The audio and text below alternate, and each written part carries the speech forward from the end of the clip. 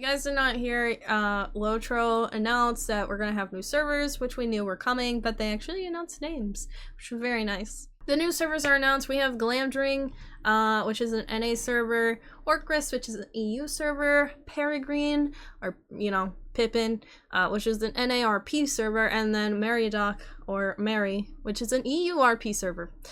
We knew that these servers were coming. At least the devs, you know, mentioned them before Christmas, and everybody was freaking out. And in a way, I would say that the devs have kind of hinted that this is a server consolidation. I don't think they ever used that word in the live stream, but it's pretty much what it is. Let's be honest, okay? Angmar and Mordor will still be around, but it sounds like all the other 32-bit servers, everybody wants to migrate over to these new 64-bit servers. 64-bit servers, because this was asked a lot during the live stream as well, what makes them so different? Well, pretty much there's more memory and less lag because there's more memory. So pretty much on the 32-bit servers, I think you only have 4 gigs of like RAM.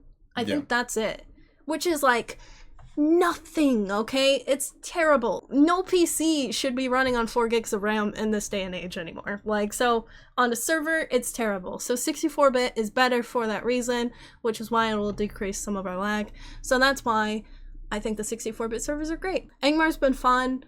Obviously, Mordor has been fun too, you know. I haven't played on Mordor personally much though, but I've just been playing on Angmar and it's been a blast. It's basically the same thing. Right. Just different locations. Yeah, pretty much. So the new servers are announced, but basically what's going to happen is sometime during Q1. So pretty much Q1 is January 1st to March 31st. So sometime before March 31st, we will all have to, I guess essentially, we'll all be given the option to migrate over to the new 64-bit servers. They're not immediately going to like kick everybody out of the 32-bit server. Sounds like, you know, they're going to reevaluate keeping the 32-bit servers in August and September, I think they mentioned.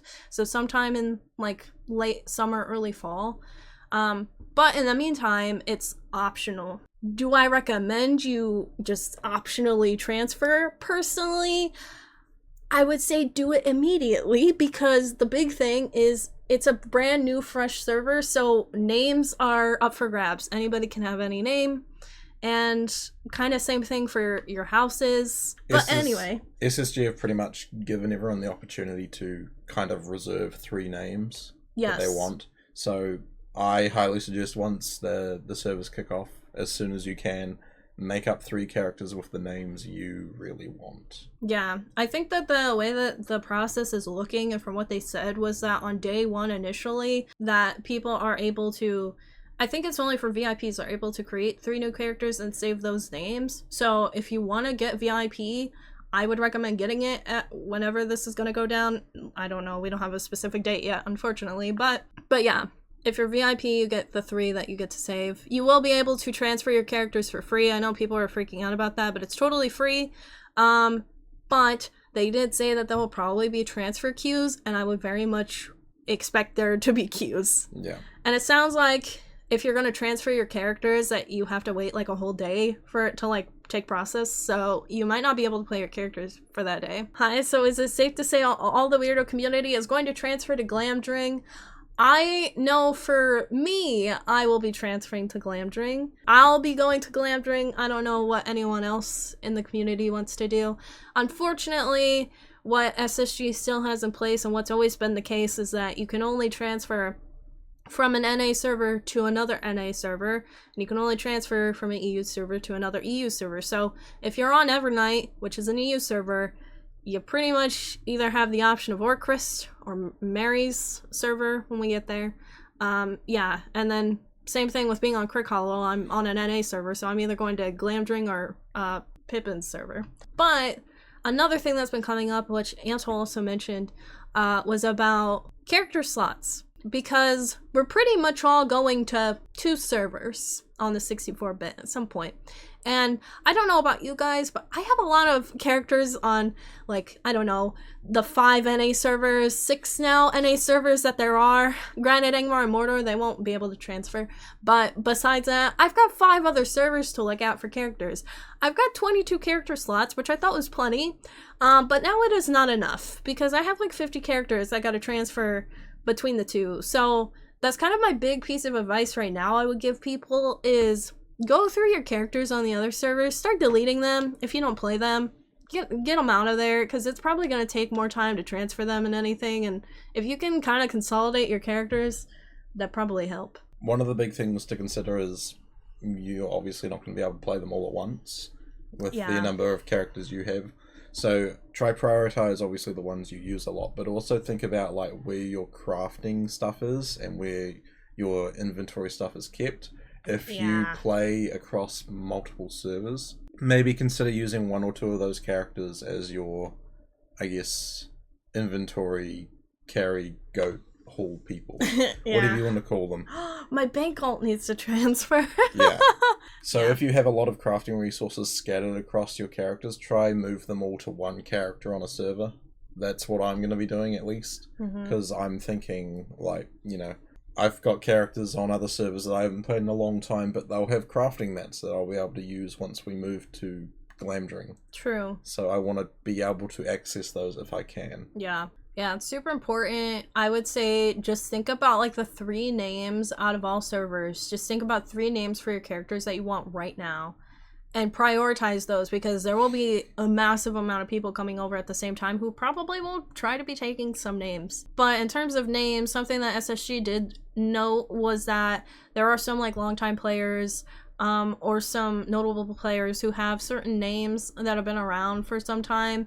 And if for whatever reason, if you feel like someone has taken your name, like on a trolling aspect is what they specified, you can contact customer support, and then they might be able to get you your name back depending on the circumstances and the situation and account age, it sounds like.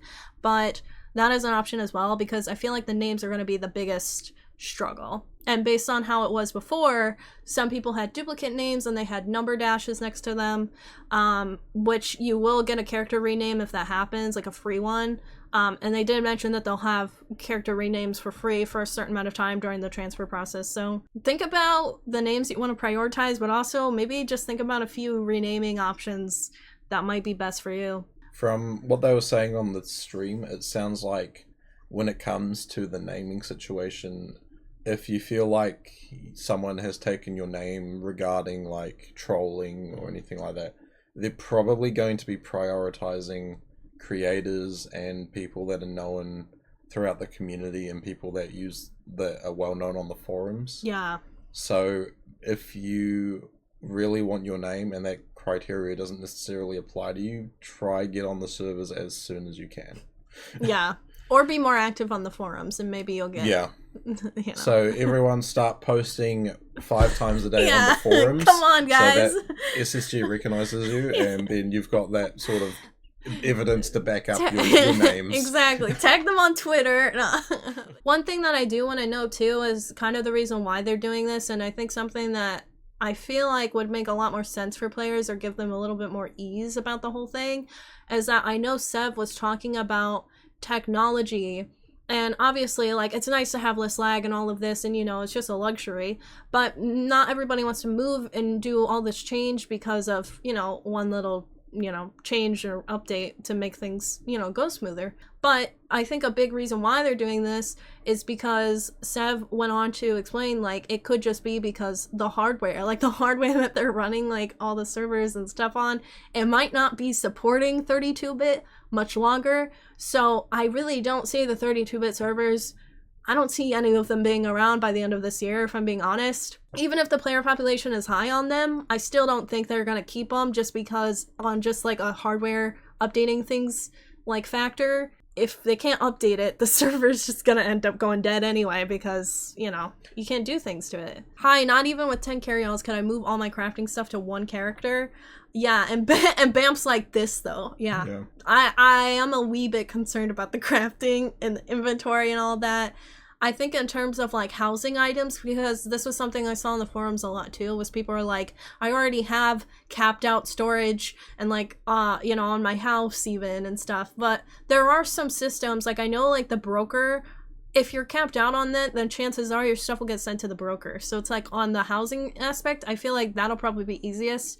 In terms of like bank and shared storage, I feel like they're just gonna take it all out and like put it in your inventory, but this is straight just assumptions, and I'm not sure. I can't remember much of how the transfer period went, but I feel like everything will just get pushed back into your inventory, and hopefully you have enough inventory space, but it'll probably just go on overflow, or they'll send it to you via mail or something. I'm pretty sure that's how they did it. I feel like it might also possibly just get sent to the broker.